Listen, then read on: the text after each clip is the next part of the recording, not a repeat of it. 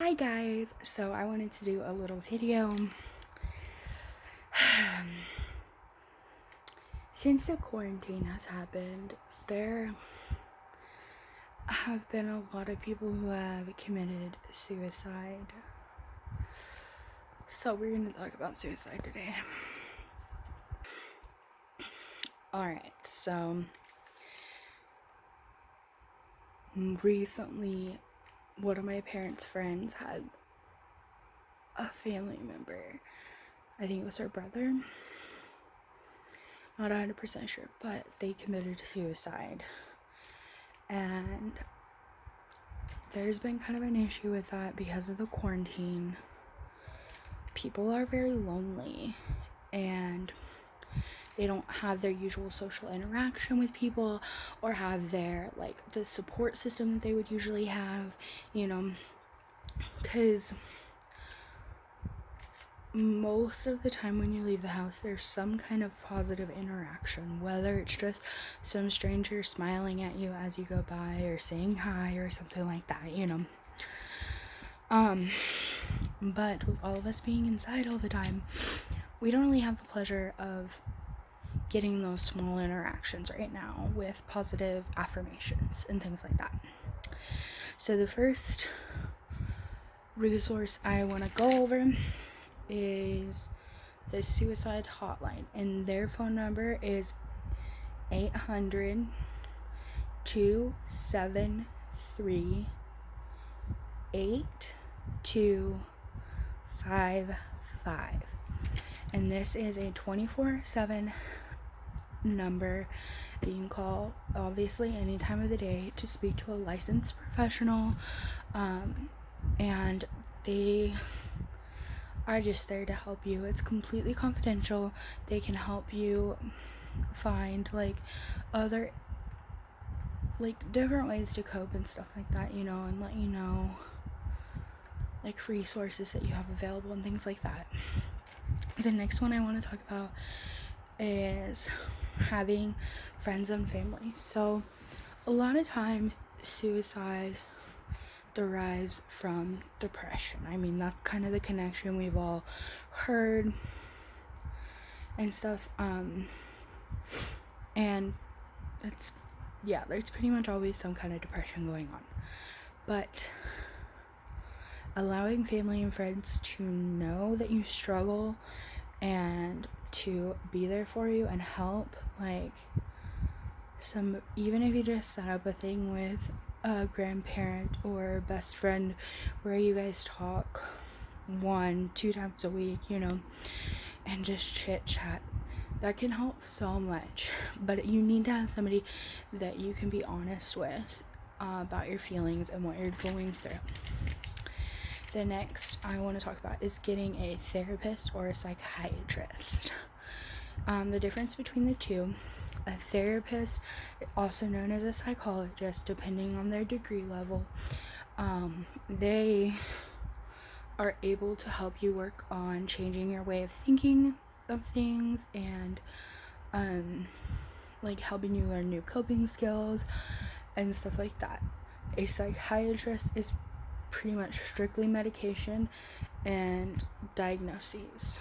Most of the time, depending on where you're getting treatment, a lot of the time the psychiatrist and the therapist will communicate and kind of go over what they're both seeing as symptoms and such, to kind of help know where you're at in treatment and what your diagnosis may be, because some medications are better than others for different disorders, and so, but that doesn't necessarily mean that I think everyone has to take medication. There is some people who are able to work through their issues without medication.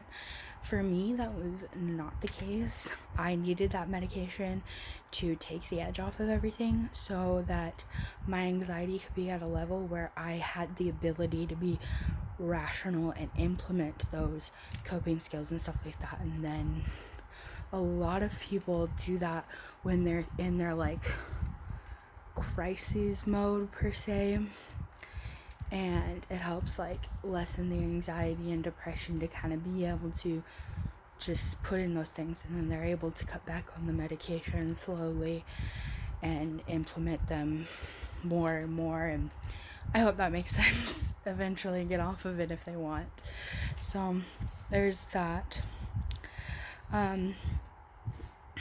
Another thing you could do is going to your primary care doctor, like whoever your family doctor is. Just hit them up.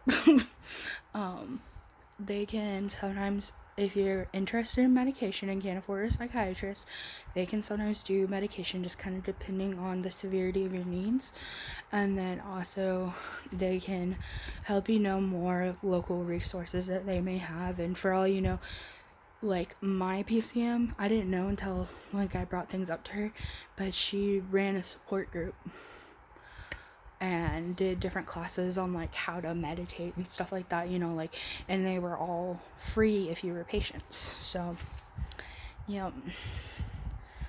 Also to look around and see if you have a free clinic near you. I know like smaller towns don't really have resources like that necessarily, but some small towns do. You'd be amazed how many tiny towns still have these resources. But there are like these free clinics, and they have counselors and stuff, and the reason they're able to do it for free is because they have students who have to learn under them, and they're unpaid. And then so they're able to kind of do that because they work under a psychologist getting their hours, and they've like finished school and everything. They just have to get so many hours to be like certified and all that good stuff.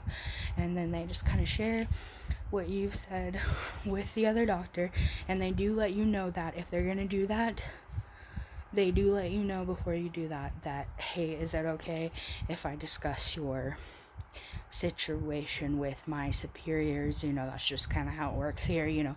Or they'll have you sign a form saying that they consult with someone above them, because I've had that happen before. It wasn't at a free clinic, but it was a lady who was just a psychologist but was working towards her MD to be able to prescribe medication, and she worked under somebody and had to get everything approved.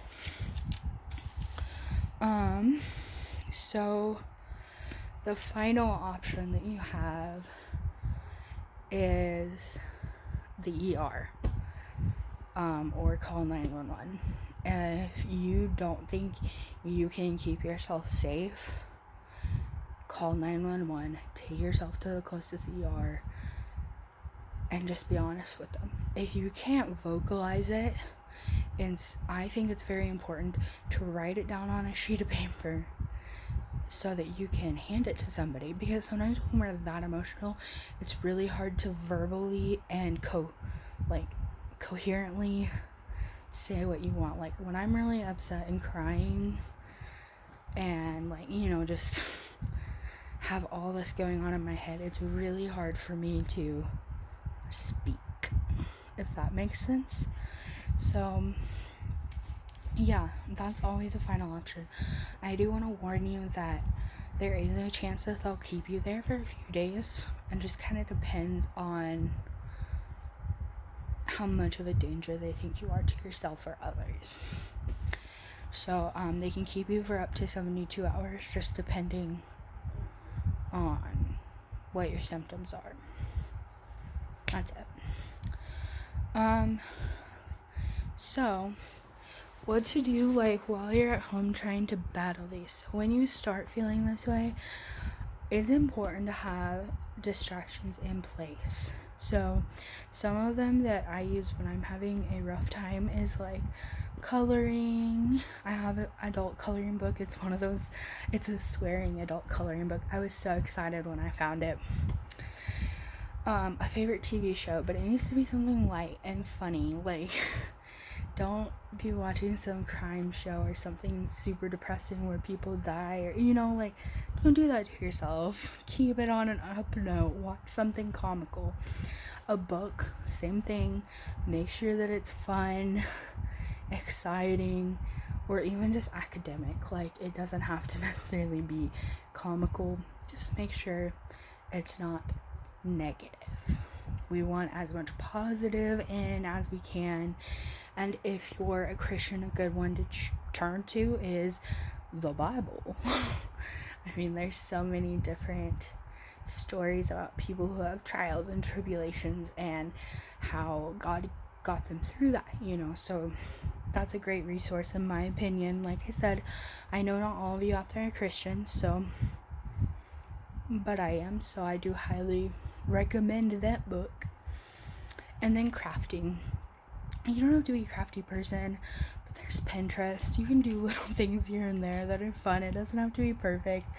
Try little experiments, whatever it is. You're just trying to keep your mind off of things. The next thing on kind of my list of how to get yourself in a good place is make sure that you have something to look forward to. So like we had talked about the phone calls with a friend, that could be something that you have to look forward to. I just have to make it through this day, and then tonight I'm going to talk to my best friend. Or make it through this week of work and I'm going to go to the movies or get some ice cream or have a friend over to the house, or just any of those kind of things. It doesn't have to be extravagant, but you could do like, oh, I'm gonna get a pedicure or something like that, like it could be any number of things. So again, I want to touch on the hotline because that is a great resource and it's free, and that number again is 800-273-8255. And you can, like I said, any time of the day. It is, I know for sure in the US, I don't really know about other locations and stuff like other countries, I guess. Not locations, my bad. But anyways, you guys, I hope this helps you. Remember to stay positive. This is a hard time and nobody really expected it to last this long. But just try to keep your chin up. You guys got this. You're awesome. And yeah, do you guys. Don't forget to like, comment, and subscribe. Let me know in the comments below some of your tips and tricks for staying positive during this time. What kind of things have you been doing to keep busy? I will see you guys next time. Bye.